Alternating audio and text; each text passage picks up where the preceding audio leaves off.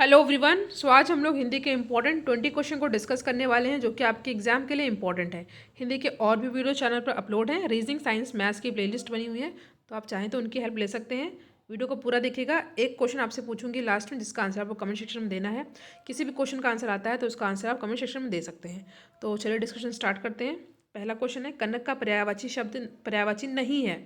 ठीक है, कनक का पर्यायवाची नहीं है, ये पूछा है। देखिए, स्वर्ण कनक का पर्यायवाची होता है, हिरण्य भी होता है, कंचन भी होता है, कमल नहीं होता है। ठीक है, कमल जो है ये कनक का पर्यायवाची नहीं होता है, तो यहाँ पे जो है डी हो जाएगा हमारा सही आंसर, क्योंकि कमल कनक का पर्यायवाची नहीं है। बाकी आपको याद कर लेना है कनक का पर्यायवाची क्या क्या होता है, एग्जाम में पूछा जाता है।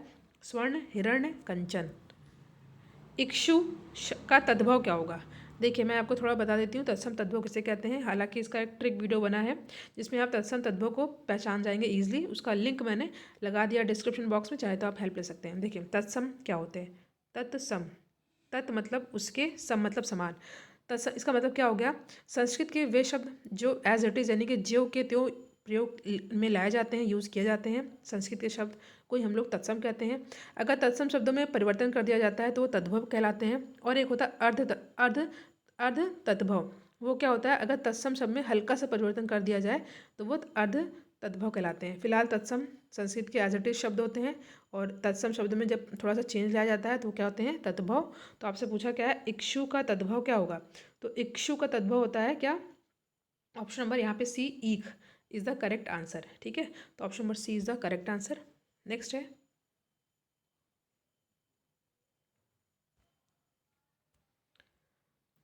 क्षुधा शब्द का विलोम क्या होगा? क्षुधा शब्द का विलोम क्या होगा? तो जो यहाँ पे सही आंसर हो जाएगा ऑप्शन नंबर सी, तृप्त। ठीक है, option number C is the correct answer.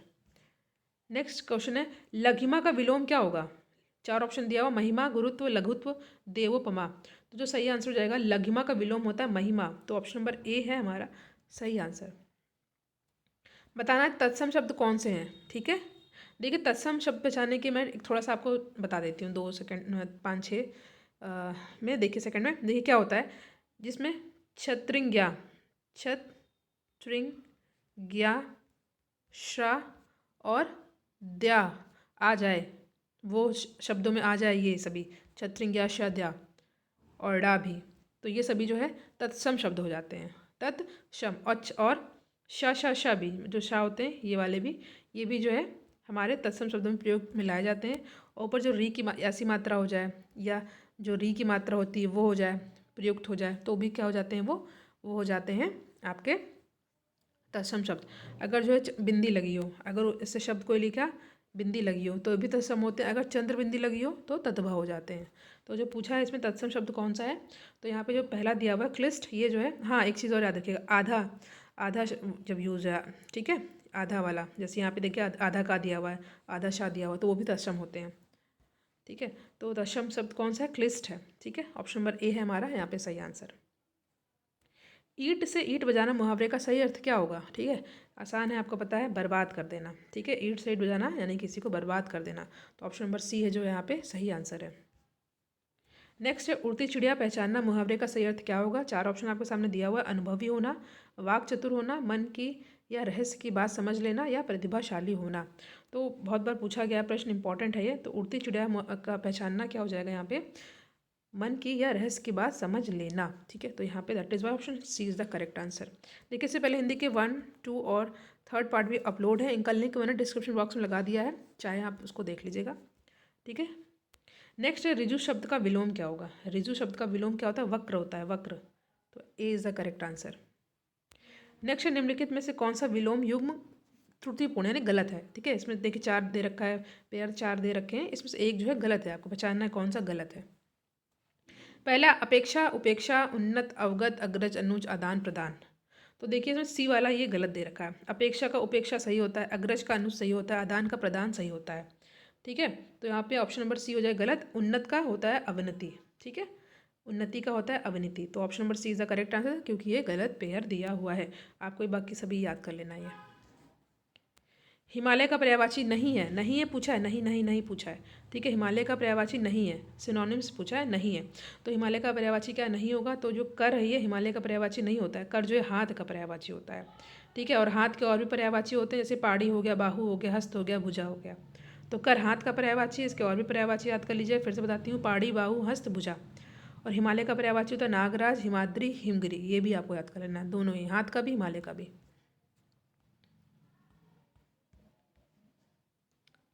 Next है, प्रश्न में प्रयुक्त रस के लिए सही विकल्प चुनिए। कौन सा रस यूज हुआ आपको बताना है। हे खग मिग हे मधुकर श्रेणी, तुम देखी सीता मिग नैनी। तो यहाँ बताना आपको यहाँ पे कौन सा रस प्रयोग हुआ है। चार है आपके सामने, करुण है, रौद्र है, संयोग श्रृंगार रस, वियोग श्रृंगार रस। फिर से क्या दे रखा है प्रश्न, हे खग मृग हे मधुकर श्रेणी, तुम देखी सीता मृग नैनी। तो यहाँ पे जो सही आंसर है ये वियोग श्रृंगार रस है। ठीक है, पूछ रहे हैं राम भगवान, खग से पूछ रहे हैं, मृग से पूछ रहे हैं, क्या क्या तुमने सीता को देखा है। तो यहाँ पे कौन सा हुआ, वियोग श्रृंगार रस। ठीक है, इसमें भगवान राम जो है सीता के वियोग में दुखी होकर जंगल के पशु पक्षियों से सीता के विषय में पूछ रहे हैं। ठीक है, आसान है। नेक्स्ट है, निम्न विकल्पों में से अनेकार्थक शब्द का चयन कीजिए। अनेकार्थक शब्द का चयन करना है। तो यहाँ पे अंग, ये है अनेकार्थक। ठीक है, अंग अनेकार्थी शब्द है और अंग के अन्य अर्थ होते हैं, क्या होता है, भेद होता है, पक्ष होता है, टुकड़ा होता है, अंश, शरीर होता है, एक देश का भी नाम है अंग देश। ठीक है, तो ऑप्शन नंबर सी हो जाएगा यहाँ पे हमारा सही आंसर।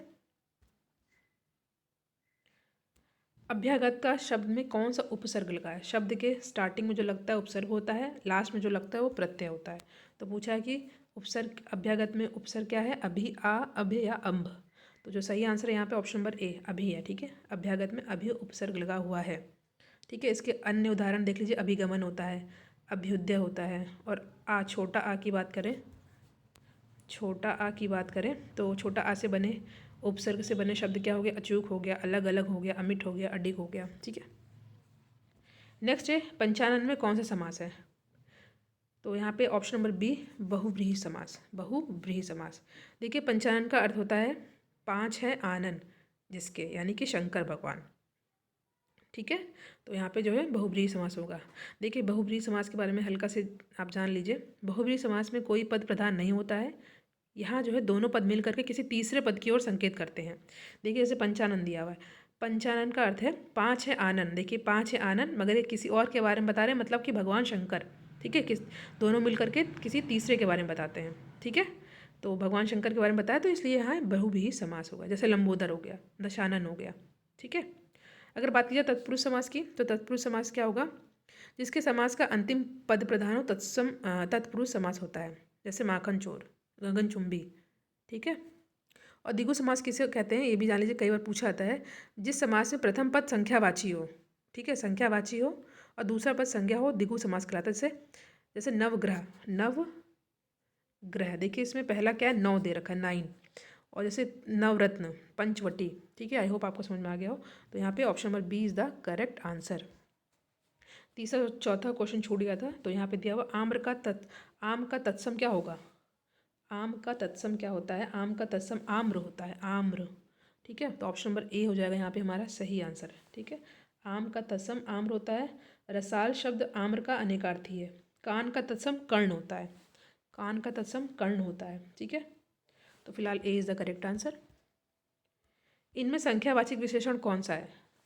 संख्यावाचक विशेषण आपको दिख रहा होगा, कौन सा होगा, ऑब्वियस सी बात है। इसका आंसर आप कमेंट सेक्शन में दीजिए। अगर इसका आंसर तो आपको देना ही होगा, बहुत इजी, बहुत ज़्यादा इजी है। इनमें संख्यावाचक विशेषण कौन सा है, सात, काला, खट्टा, रावण। 17वां क्वेश्चन है, शुद्ध शब्द चुनिए। शुद्ध कौन सा है, चार दे रखे हैं, एक 3 अशुद्ध है, एक शुद्ध है, मात्राएं। तो जो सही होगा वो क्या होगा, ऑप्शन नंबर ए, औद्योगिक। A is the correct answer. ठीक है, नेक्स्ट पे आते हैं हम लोग। चिरंतन का सही विपरार्थक शब्द चुनिए। नश्वर, अनश्वर, अंत, नाश। तो चिरंतन का सही विपरार्थक शब्द क्या होगा, ये हो जाएगा ऑप्शन नंबर ए, नश्वर। ठीक है, नश्वर, चिरंतन का विपरार्थक होगा नश्वर। ठीक है, देखिए चिरंतन का शाब्दिक अर्थ होता है बहुत दिनों से चले आने वाला या पुराना, एवं नश्वर का अर्थ होता है नष्ट होने वाला या नाशवान। आई होप ये क्लियर हो गया होगा आपको। नेक्स्ट है, चरण कमल बंदो रघुराई में अलंकार कौन सा है। यहाँ पे रूपक अलंकार है।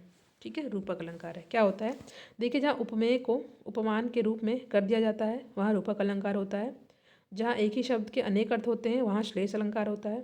जहाँ एक वस्तु की तुलना दूसरे वस्तु से समान गुण भाव के कारण की जाए वहाँ उपमा अलंकार होता है। जहाँ केवल उपमान के कथन द्वारा उपमेय का बोध कराया जाता है वहाँ रूक कातिशयोक्ति अलंकार होता है। ठीक है, इतना आपको रिवाइज कर लेना है। होप आपके लिए हेल्पफुल हो। लाइक एंड शेयर जरूर करिएगा। निम्न में से कौन सा लुटेरा शब्द में प्रयुक्त प्रत्यय है? मैंने बताया था जो स्टार्टिंग में होता है वो उपसर्ग होता है, जो लास्ट में प्रयोग होता है वो प्रत्यय होता है। तो 4 ऑप्शन दिया हुआ, एरा, रा, आ या इरा। तो लुटेरा में क्या होगा? तो ऑप्शन नंबर सी, आ प्रत्यय यहाँ पे है। ठीक है, और नहीं, यहाँ पे एरा प्रत्यय है। ठीक है, एरा, आ नहीं होगा, लुटेरा, एरा है ना। तो option number A is the correct answer. Era प्रत्यय से बनने वाले और वाक्य हैं, जैसे चितेरा हो गया, बटेरा हो गया, सपेरा हो गया, कसेरा हो गया आदि। तो देखिए यहाँ 20 क्वेश्चन मैंने डिस्कस किया है। 20 के 20 इंपॉर्टेंट है। जो मैंने विशेषण वाला पूछा है उसका आंसर कमेंट सेक्शन में ज़रूर दीजिएगा। वीडियो आपके लिए हेल्पफुल हो तो लाइक एंड शेयर जरूर करें। Thank you.